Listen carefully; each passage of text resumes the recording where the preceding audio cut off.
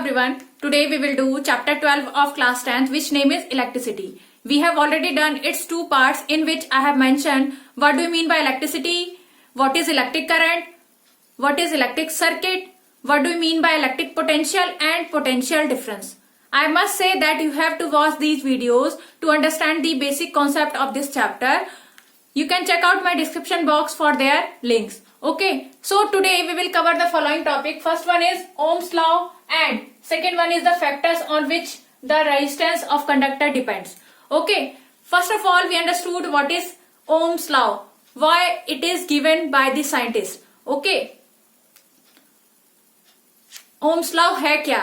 हमने देखा अपनी प्रीवियस क्लास में क्या क्या देखा कि हमने रिलेशन बताया कि पोटेंशियल क्या है, पोटेंशियल डिफरेंस क्या है, इलेक्ट्रिक करंट क्या है, ठीक है। बट यहाँ पे हम देखेंगे कि ये जो लॉ है वो क्या हमें बताएगा, relationship between the electric current, flow of electric current and the electric potential, ठीक है, कि सर्किट के अंदर कितना पोटेंशियल है, पोटेंशियल डिफरेंस क्या है और उसकी वजह से करंट फ्लो हो रहा है, ठीक है। तो उनके बीच का रिलेशन क्या है, इस लॉ के थ्रू हमें पता चलेगा। जो लॉ किसने दिया, एक फिजिस्ट ने दिया, जर्मन फिजिस्ट हैं, उन्होंने दिया, जिनका नाम क्या था, जॉर्ज साइमन ओम। और इसी उनके नेम के ऊपर ही जो उन्होंने ये लॉ दिया था, जिसमें उन्होंने रिलेशन बताया था किसके किसके बीच में, कि पोटेंशियल डिफरेंस एंड जो इलेक्ट्रिक करंट फ्लो हो रहा है सर्किट के अंदर, उनके बीच का रिलेशनशिप क्या है, उसको उन्होंने डिटरमाइन किया। इसलिए ये जो लॉ दिया गया उस लॉ को क्या कहा गया, ओम्स लॉ, ठीक है। तो ओम्स लॉ बेसिकली क्या है उसको अब हम करते हैं।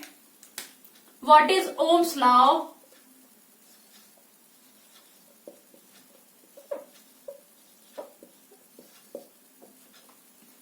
According to this law,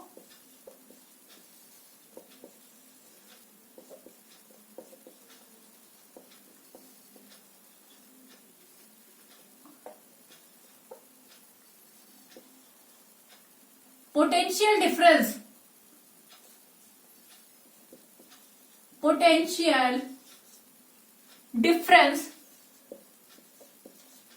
जिसको हम क्या कहेंगे, V कहा था हमने,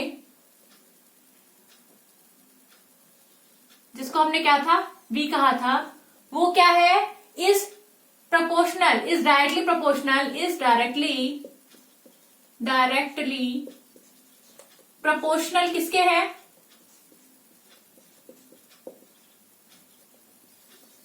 टू दी करंट, और you can say that electric current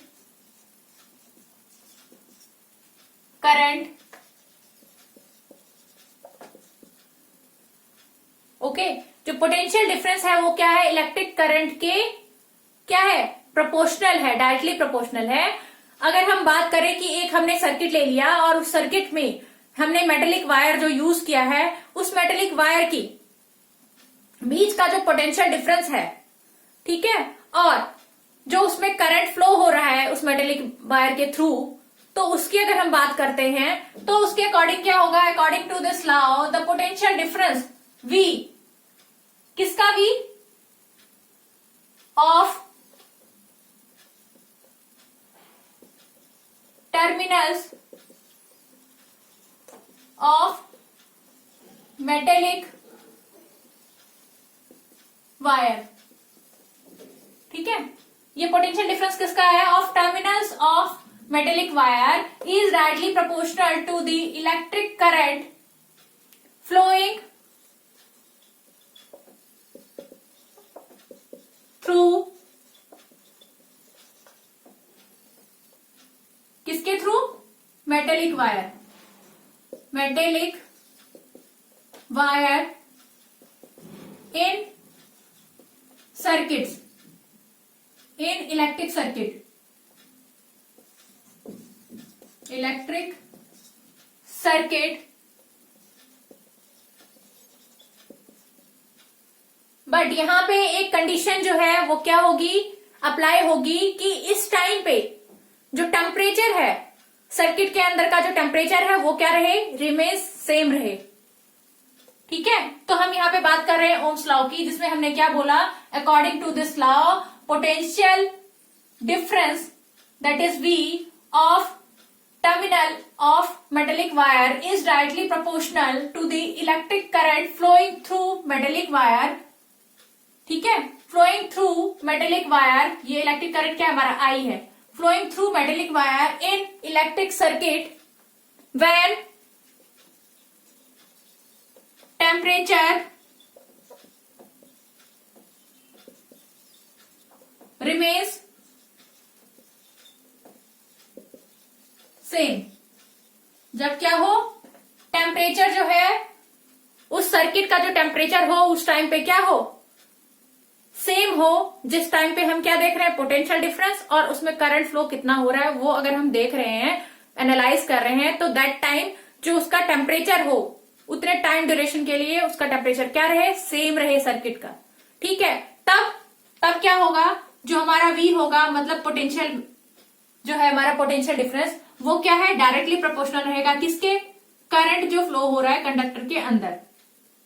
ठीक है, अगर हम मैथमेटिकल एक्सप्रेशन में जाते हैं तो V is directly proportional to I। V क्या होगा, जो पोटेंशियल डिफरेंस है वो किसके प्रोपोर्शनल होगा, करंट जो फ्लो हो रहा है। ठीक है, तो अगर हम यहाँ प्रोपोर्शनैलिटी की साइन हटाते हैं तो हमें पता है कि एक कांस्टेंट लग जाता है, वहां पे कोई भी प्रोपोर्शनल हटाएंगे तो वहां पे इक्वल टू अगर साइन लगाएंगे, यहाँ पे प्रोपोर्शनलिटी हमने हटा दी तो एक कांस्टेंट आता है, ये वाला कांस्टेंट यहाँ पे क्या है, R है। ठीक है, और ये हो गया I, ये हमारा क्या है, कांस्टेंट है, कांस्टेंट ऑफ प्रोपोर्शनैलिटी बोल सकते हो आप, और जिसको हम क्या कहेंगे, रेजिस्टेंस। ठीक है, तो मेरे पास यहां पे क्या आया expression, V equal to IR। ठीक है, ये एक्सप्रेशन जो है किसके थ्रू दिया गया है, ओम्स लॉ के थ्रू दिया गया है कि V इक्वल टू क्या होता है, IR होता है। ठीक है, इसमें से आपको दो टर्म हो सकता है दे दिया जाए और तीसरा टर्म बोला जाए निकालने के लिए। और यहां पे अब हम रेजिस्टेंस की बात करेंगे, क्या बात करेंगे अब देखते हैं। अगर अकॉर्डिंग टू दिस फॉर्मूला जाएं तो हम यहां से जो है रेजिस्टेंस निकाल सकते हैं ऑब्जेक्ट का। ठीक है, तो यहां पे हमारा क्या है, R निकालेंगे अगर, तो हमारे पास क्या आएगा, V bye I।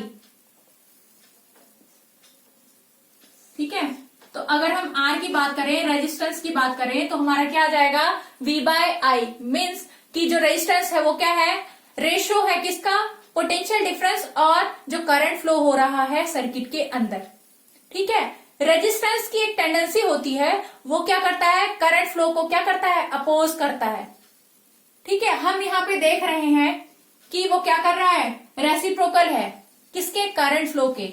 It means कि अगर हम यहाँ डबल करते हैं करंट, तो जो हमारा रेजिस्टेंस होगा वो क्या हो जाएगा, हाफ हो जाएगा। कैसे हो जाएगा, देखिए, ये रेजिस्टेंस को हमने यहाँ, रेजिस्टेंस है और ये क्या है, इनवर्सली प्रोपोर्शनल है I। अगर हमने I को क्या कर दिया, I की वैल्यू 2 रखी, तो ये क्या बन गया, यहाँ रेजिस्टेंस क्या हो गया, हाफ हो गया। I की वैल्यू हमने 2 रखी तो रेजिस्टेंस क्या हो गया, हाफ हो गया। ठीक है, तो यहाँ पे हम एक एग्जांपल हमने दिया कि क्या इफेक्ट पड़ेगा रेजिस्टेंस पे। ठीक है, जब हम करंट क्या हो रहा है, करंट की वैल्यू हमने चेंज करी है।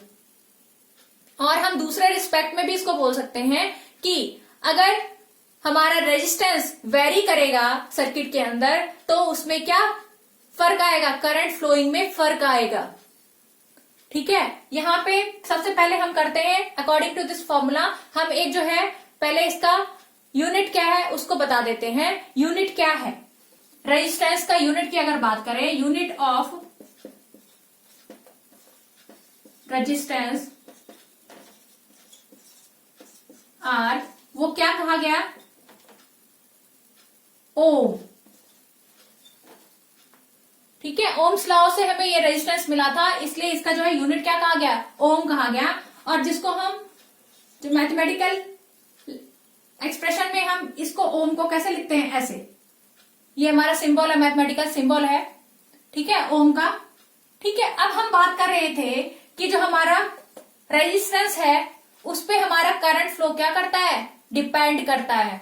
रेजिस्टेंस अगर ज्यादा होगा तो करंट फ्लो क्या होगा, कम होगा। रेजिस्टेंस जो है वो इनवर्सली प्रोपोर्शनल है आई के, इसलिए इस कंडीशन की वजह से क्या होगा, जब हम रेजिस्टेंस को क्या करेंगे, इंक्रीज करेंगे, तो करंट फ्लो हमारा क्या हो जाएगा, आई हमारा क्या हो जाएगा, डिक्रीज हो जाएगा।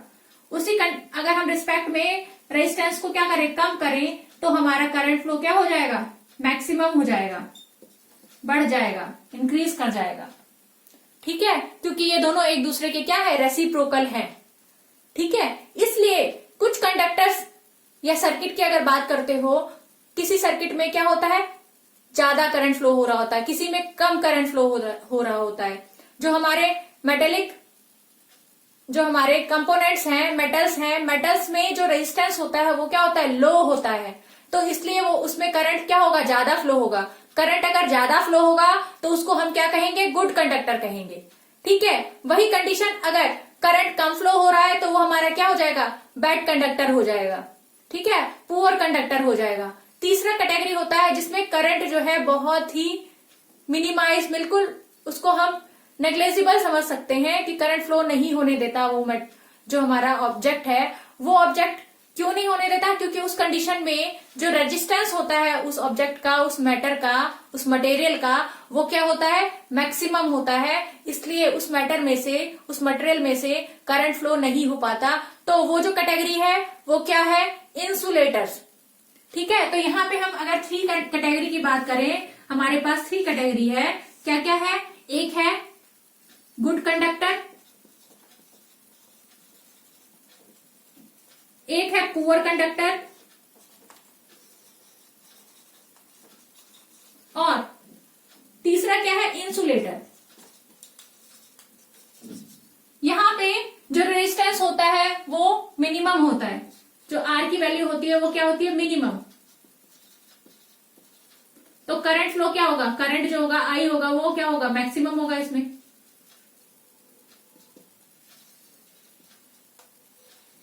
ठीक है, यहां हम बात करें तो रेजिस्टेंस का जो है वैल्यू वो क्या होता है, थोड़ा ज्यादा होता है, मोर, और रेजिस्टेंस ज्यादा होगा, मैक्सिमम होगा, मीन्स कि मॉडरेट होता है, मॉडरेट बोल सकते हो, बीच में होता है, थोड़ा ज्यादा होता है as compare to good conductor, moderate. और करंट क्या हो जाएगा, कम हो जाएगा, minimum as compare to good conductor. ठीक है, अब यहां पे इंसुलेटर है, इंसुलेटर की अगर हम बात करें तो इंसुलेटर में क्या होगा, रेजिस्टेंस क्या होता है, मैक्सिमम होता है, मैक्सिमम होता है, तो करंट फ्लो क्या हो जाएगा, वो मिनिमम हो जाएगा। ठीक है, तो ये 3 कैटेगरी है, किस पे डिपेंड कर रही है, रेजिस्टेंस के ऊपर डिपेंड कर रही है। ठीक है, अब हम करेंगे कि रेजिस्टेंस जो है ऑब्जेक्ट का, जो मटेरियल है, मटेरियल का जो रेजिस्टेंस है वो किस पे डिपेंड करता है। ठीक है, उसके लिए कौन कौन से फैक्टर रिस्पॉन्सिबल हैं उसकी वैल्यू को कम और ज्यादा करने के लिए। हमने एक यहाँ पे रेजिस्टेंस किया, दूसरा जो है एक वेरिएबल रेजिस्टेंस की बात होगी जो रिओस्टेट कहलाता है, जो क्या करता है, किसी सर्किट में करंट को कितना फ्लो कराना है उसके लिए उसका यूज किया जाता है रेजिस्टेंस का। वो रेजिस्टेंस क्या कहलाता है हमारा, variable resistance, variable resistance.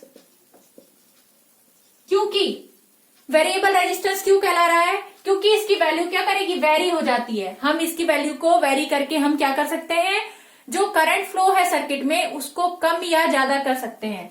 It is used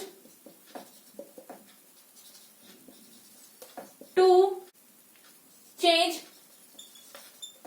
the flow of current in the circuit. Circuit के अंदर जो है करंट की वैल्यू को चेंज करने के लिए हम इसको वेरिएबल रेजिस्टेंस को यूज कर सकते हैं।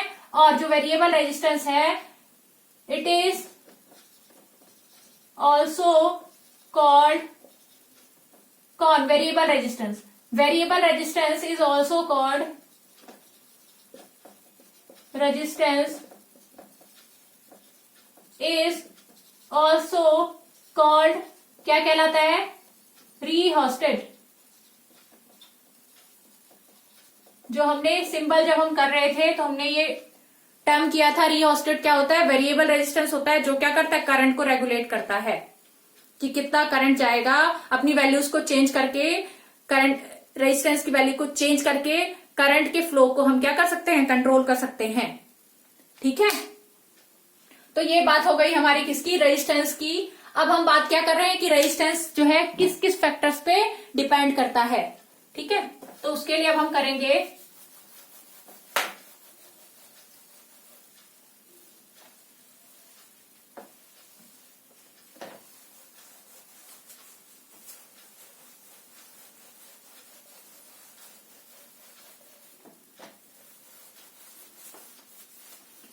factors on which the resistance of a conductor depends. Factors on which resistance of conductor depends.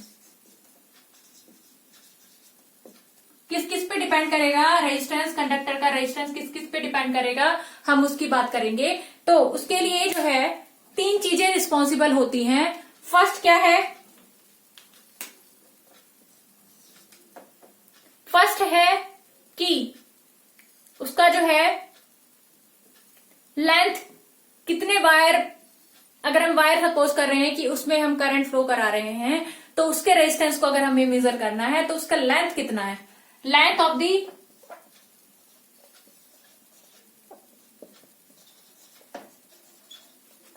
यहां पे हम कंडक्टर बात कर रहे हैं तो लेंथ ऑफ द कंडक्टर लिख सकते हो आप। दूसरी चीज क्या होगी कि एरिया कितना होगा, एरिया ऑफ द कंडक्टर। ठीक है, और यहां पे आप क्रॉस सेक्शनल भी लिख सकते हो, cross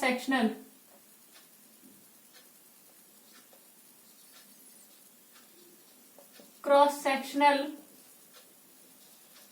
area of the conductor. तीसरी बात कर सकते हो आप कि उस कंडक्टर को बनाया किस चीज से गया है। ठीक है, मटेरियल क्या है उस कंडक्टर का, मटेरियल ऑफ कंडक्टर मीन्स की नेचर की बात कर रहे हैं, nature of conductor.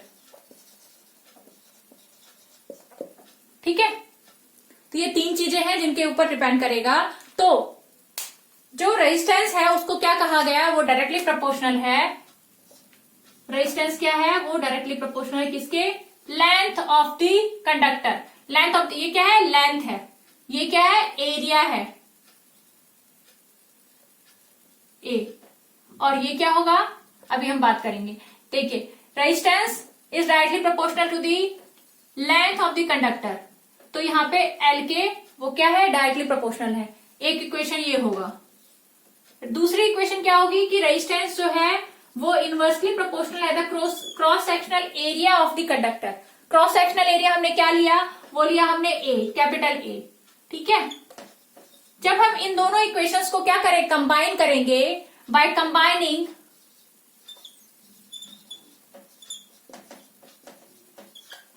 Equation 1 and 2, तो हमारे पास क्या आएगा, जो आर है वो क्या है, डायरेक्टली प्रोपोर्शनल किसके है, एल बाय ए। ठीक है, और जब हम प्रोपोर्शनैलिटी का साइन हटाएंगे तो यहां पे भी एक कांस्टेंट आएगा जो हमारा क्या होगा, रेजिस्टिविटी जिसको हम कहेंगे। ठीक है, अब देखते हैं।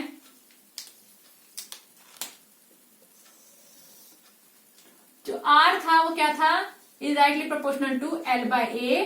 तो हमारे पास क्या आया, आर को इक्वली रखा हमने यहाँ पे, डायरेक्टली प्रोपोर्शनल हटाया तो हमारे पास क्या आया, एक रो आया और L बाय ए। ये क्या है, एक कांस्टेंट आया हमारे पास, कांस्टेंट ऑफ प्रोपोर्शनैलिटी,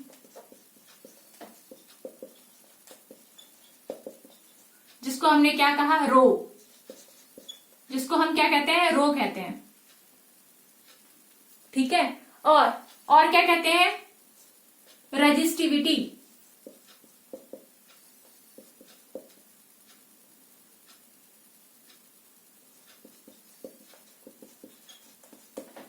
रेजिस्टिविटी, ठीक है। और अगर हमें यहाँ पे रो का जो हमारा रेजिस्टिविटी है उसका हमें क्या निकालना हो, यूनिट निकालना हो, तो उसके लिए अगर हम पहले रेजिस्टिविटी को निकालें तो क्या होगा हमारे पास, आर जो हमारे एरिया वो जाके मल्टीप्लाई हो जाएगा, यहाँ पे एल हो जाएगा। ठीक है, ये हमारा क्या बना, फॉर्मूला बना किसका, रेजिस्टिविटी।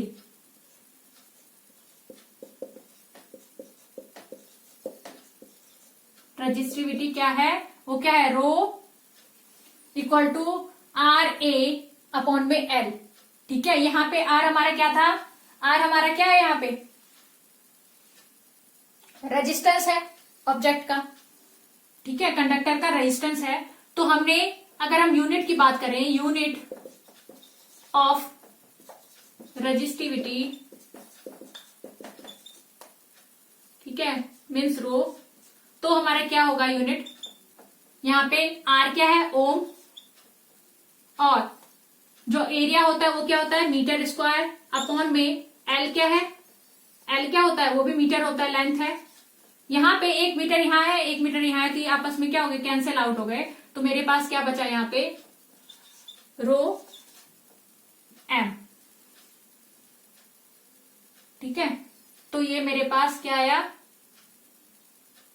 रेजिस्टिविटी का क्या आया, यूनिट आया। ये रेजिस्टिविटी का क्या है, यूनिट है।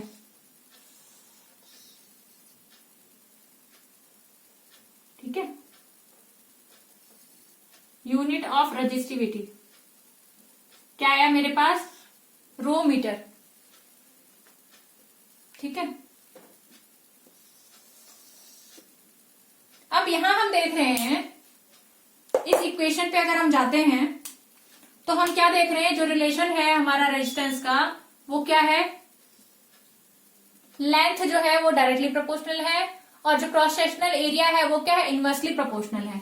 मीन्स कि यहाँ पे लेंथ पे भी डिपेंड कर रहा है रेजिस्टेंस, और एरिया पे भी डिपेंड कर रहा है जो कंडक्टर का एरिया है, और रो क्या था हमारा, रेजिस्टिविटी। ठीक है, रेजिस्टिविटी यहाँ पे क्या है, मटेरियल क्या है, नेचर है। ठीक है, रेजिस्टिविटी क्या है, हर जितने भी मटेरियल हैं उन सबकी एक यूनिक प्रॉपर्टी होती है, यूनिक नेचर होता है, जो हम कैरेक्टरिस्टिक कहेंगे। तो ये क्या है, कैरेक्टरिस्टिक है, नेचर है उस मटेरियल का। ठीक है, तो यहाँ पे जो है, जो हमारा, हम जिससे भी हम कंडक्टर बनाएंगे, या वायर को हम यहाँ कंडक्टर सपोज करेंगे कि वायर है, तो वायर का जो जिस मटेरियल से बना है वायर, वो मटेरियल उसका क्या कहलाएगा, रेजिस्टिविटी। ठीक है, रेजिस्टिविटी क्या है, एक कैरेक्टरिस्टिक प्रॉपर्टी है किसकी, मटेरियल की। ठीक है, तो यहां पे हम क्या बात कर रहे हैं कि रेजिस्टिविटी क्या है, एक क्या है, नेचर है, प्रॉपर्टी है, कैरेक्टरिस्टिक है किसकी, एक मटेरियल की। ठीक है, तो अब हम क्या कर रहे हैं यहाँ पे कि जो हमारे मटेरियल हैं वो डिवाइडेड होते हैं, जैसे मेटल्स हैं, एलॉयज हैं। ठीक है, इन सबकी अलग अलग रेजिस्टिविटी होगी।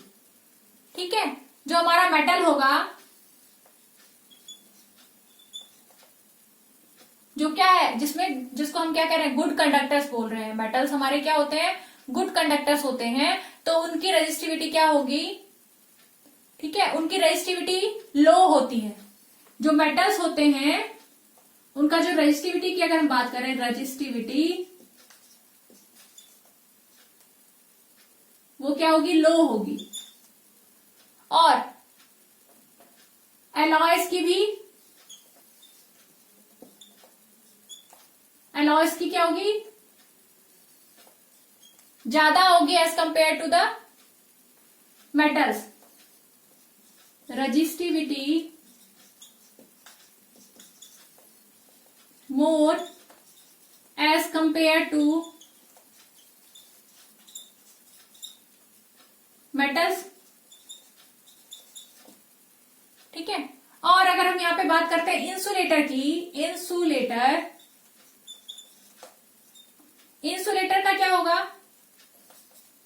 इसमें जो रेजिस्टिविटी होगी वो हाईएस्ट होगी, हाई रेजिस्टेंस, हाई रेजिस्टिविटी।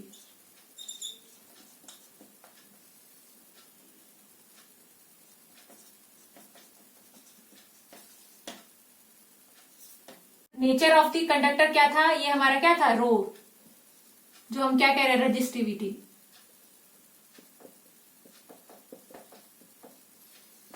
तो यहां हमने 3 फैक्टर किए जिन पे जो है हमारा क्या होता है, कंडक्टर डिपेंड करता है। ठीक है, कंडक्टर नहीं, कंडक्टर का रेजिस्टेंस डिपेंड करता है किन पे, इन 3 फैक्टर्स पे।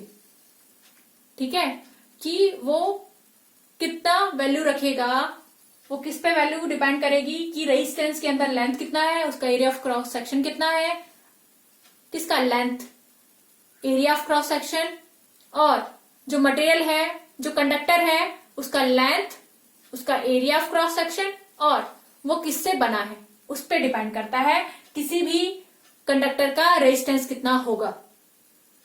ठीक है, किसी भी मटेरियल का रेजिस्टेंस कितना होगा वो किस पे डिपेंड करेगा, उसके लेंथ कितना है उस मटेरियल का, उसका एरिया ऑफ क्रॉस सेक्शन कितना है, और वो किससे बना है मटेरियल। ठीक है, ऐसे ही जो टंगस्टन होता है, टंगस्टन को हम क्या करते हैं, यूज करते हैं किसके लिए, फिलामेंट्स के लिए। फिलामेंट्स किसका, बल्ब का फिलामेंट बनाने के लिए यूज करते हैं, क्योंकि वो जो है उसमें कोई हीटिंग इफेक्ट नहीं होता, ज्यादा हीट होने पे वो जो है बर्न नहीं करता है। ठीक है, उसका जो है ज्यादा हीट अप होगा वो, तो उसमें जो है बर्न होने के चांसेस बहुत कम होते हैं, इसलिए उसको टंगस्टन को यूज किया जाता है फिलामेंट बनाने के लिए। ठीक है, वो भी एक प्रॉपर्टी है किसकी, रेजिस्टिविटी की, कि उस ऑब्जेक्ट का रेजिस्टिविटी क्या है, वो टेम्परेचर को क्या कर सकता है, कैरी ऑन कर सकता है साथ में। ठीक है, बर्न नहीं करेगा। ठीक है, ऐसे ही बहुत सारे ऑब्जेक्ट हैं, जैसे ट्रांसमिशन वायर के लिए जो है कॉपर का यूज किया जाता है, क्योंकि वो उसके लिए वहां जो है स्पेसिफिक है। क्यों है, क्योंकि वहां पे जो रेजिस्टिविटी है उसका, मटेरियल का जो नेचर है वो उसके अकॉर्डिंग जो है फिट बैठती है, इसलिए उसका क्या करते हैं, ट्रांसमिशन में यूज करते हैं कॉपर वायर्स को। ठीक है, तो ये सारे एग्जांपल किसके हैं, रेजिस्टिविटी है, कि रेजिस्टिविटी क्या होता है। ठीक है, उसके नेचर पे जो है, जो मटेरियल है उसकी एक्टिविटी डिपेंड करती है कि उसको हम कहाँ यूज करेंगे, वो किस पे डिपेंड करेगा कि उसका नेचर कैसा है मटेरियल का। ठीक है, वो क्या है, रेजिस्टिविटी है उस मटेरियल का। ठीक है, तो यहाँ पे हमने आज क्या क्या किया, today we have completed Ohm's law and factors that affect the resistance of a conductor, जिसपे क्या है, कंडक्टर जो है डिपेंड करेगा, कंडक्टर का रेजिस्टेंस डिपेंड करेगा, वो फैक्टर्स क्या क्या हैं, वो हमने क्या किया, आज लर्न किया है। So I hope you have enjoyed the complete session of this video. So bye everyone and wait for the next video.